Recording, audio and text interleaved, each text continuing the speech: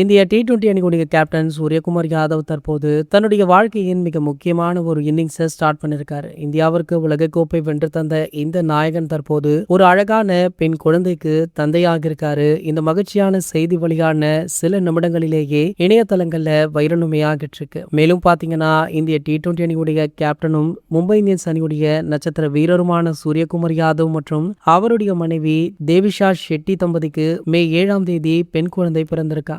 இது இவங்களுடைய முதல் குழந்தையாகும். தன்னுடைய மகிழ்ச்சியை ஷேர் பண்ணி கொண்ட சூர்யா அவர்கள் சிரிப்பு வண்ணமயமாக ரிப்பன்கள் மற்றும் விரிவடையும் கனவுகளுடன் எங்களுடைய பெண் குழந்தைய வரவேற்கிறோம் அப்படின்னு நிகழ்ச்சியாக சோசியல் மீடியாக்கள்ல பதிவிட்டிருக்காரு. இந்த நிலையில பாத்தீங்கன்னா சூரியகுமார் யாதவ் பற்றி மற்றும் ஒரு முக்கிய தகவலுமே வைரலா போயிட்டு இருக்கு. அதாவது கடந்த டி20 கேப்டனாக சூர்யா அவர்கள் செயல்பட்டாரு. மேலும் இனி வரும் நாட்கள்ல அந்த கேப்டன்சி ஸ்ரேயஸ் ஐயரிடம் செல்ல உள்ளதா. சமீபத்தில் இதற்கான பேச்சுவார்த்தைகள் தீவிரமாக உள்ளதாக சொல்லப்படுது. சூர்யா மற்றும் ஸ்ரேயஸ் ஐயர் ஆகிய இருவருமே மாறி மாறி கேப்டன்சி பண்ணுவாங்க அப்படின்ற மாதிரி செய்திகள் எல்லாம் வைரலா போயிட்டு இருக்கு. இது போன்ற செய்திகளை பத்தி நீங்க உடனே தெரிஞ்சுக்க நம்மளுடைய சேனலை மறக்காம சப்ஸ்கிரைப் பண்ணிக்கோங்க.